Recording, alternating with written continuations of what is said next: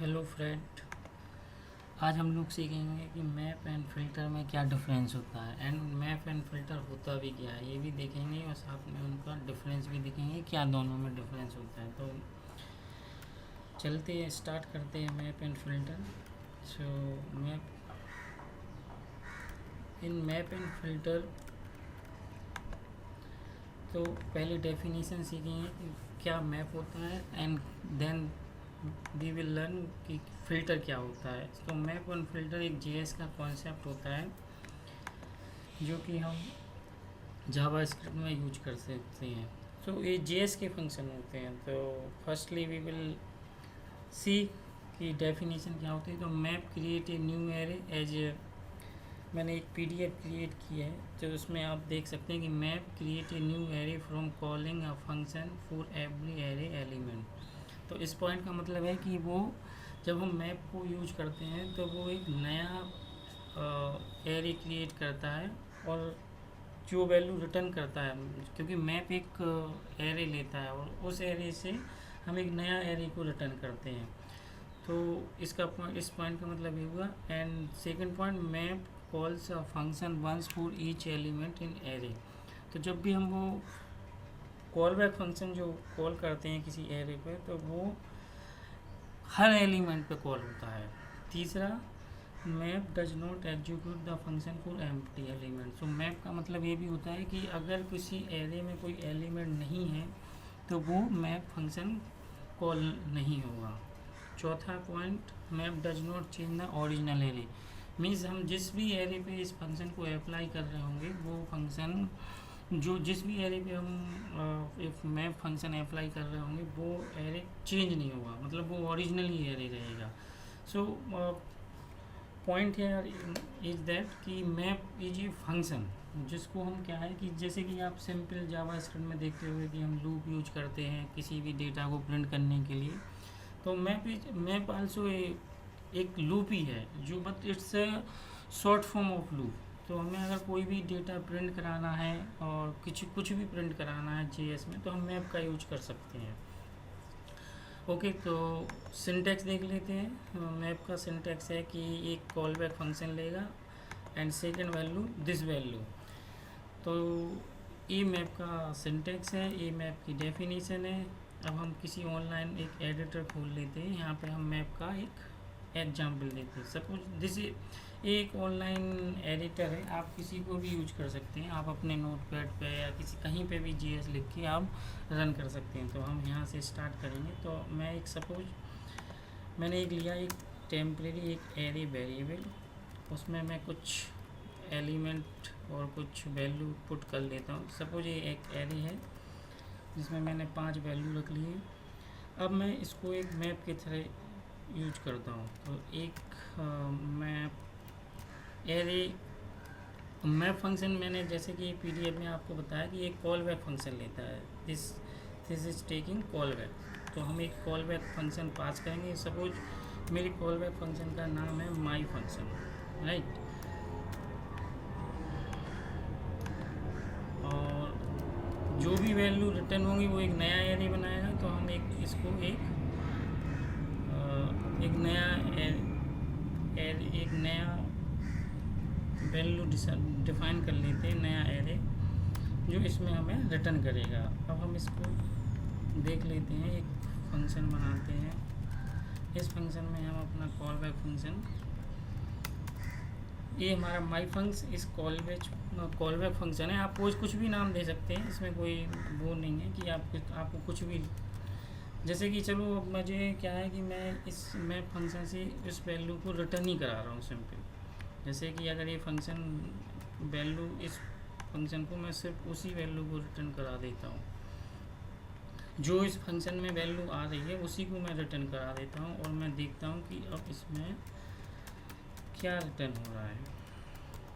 तो मैंने इसको प्रिंट कराया जो एक रन कराया। देखो सी गाइस, इसमें हमने क्या किया कि उसी वैल्यू को रिटर्न करा दिया, सिंपल। अगर मैं चाहूँ कि अगर मुझे मैं चाहता हूँ कि नहीं मुझे इस एरे की जगह मुझे केवल 10 ही रिटर्न कराना है, तो ये हर एलिमेंट के लिए 10 रिटर्न करेगा।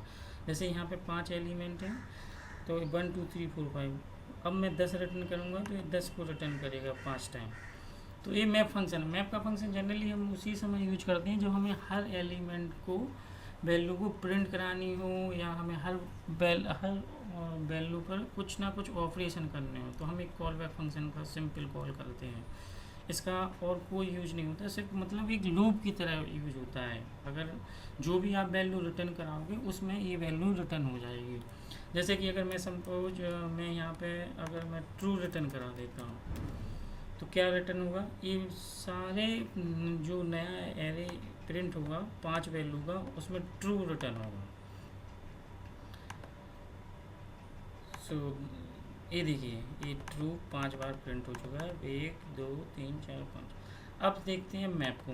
मैप भी बिल्कुल सेम है, सेम कॉल कराना होता है, लेकिन मैप में थोड़ा सा डिफरेंस ये होता है कि फ़िल्टर में डिफरेंस ये होता है कि फ़िल्टर रिटर्न ओनली, फ़िल्टर की डेफिनेशन देख लो पहले, कि फ़िल्टर रिटर्न्स ओनली दो element from array which fulfil the provide criteria.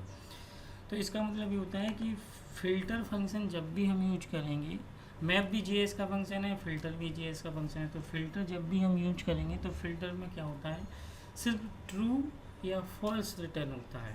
Map में हम कोई भी वैल्यू रिटर्न करा सकते हैं, कुछ भी, ट्रू फॉल्स एनीथिंग। बट जब हम फ़िल्टर यूज करते हैं तो फ़िल्टर में सिर्फ हम ट्रू को रिटर्न कराएंगे या फॉल्स को रिटर्न कराएंगे, और किसी को भी रिटर्न नहीं करा सकते। जैसे कि अब मैं यहाँ पे सिंपल मैप की जगह मैं फ़िल्टर को यूज कर लेता हूँ।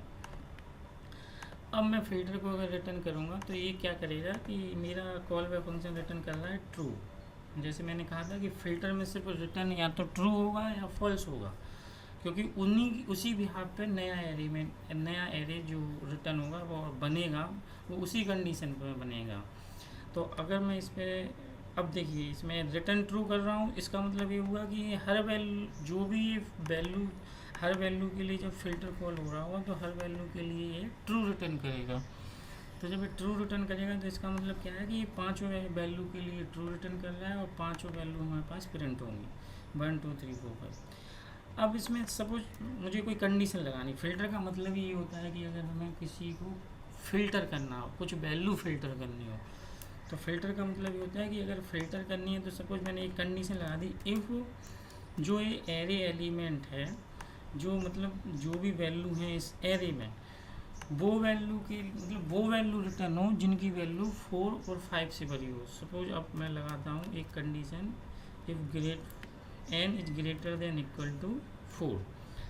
तो अब ये रिटर्न ट्रू किसके लिए करेगा, सिर्फ 2 वैल्यू के लिए, क्योंकि एरे में 5 वैल्यू है और ये रिटर्न करना चाह रहा है कि वैल्यू जो भी 4 हो या 4 से बड़ी हो। तो हमारे पास एरे में सिर्फ 2 ही ऐसी वैल्यू हैं जो 4 और 4 से बड़ी हैं, जैसे कि 4 और 5। तो क्या होगा कि जो नया एरे रिटर्न होगा वो सिर्फ इन 2 वैल्यू के लिए रिटर्न होगा, क्योंकि 3 के लिए तो कंडीशन हमारी फॉल्स हो जाएगी।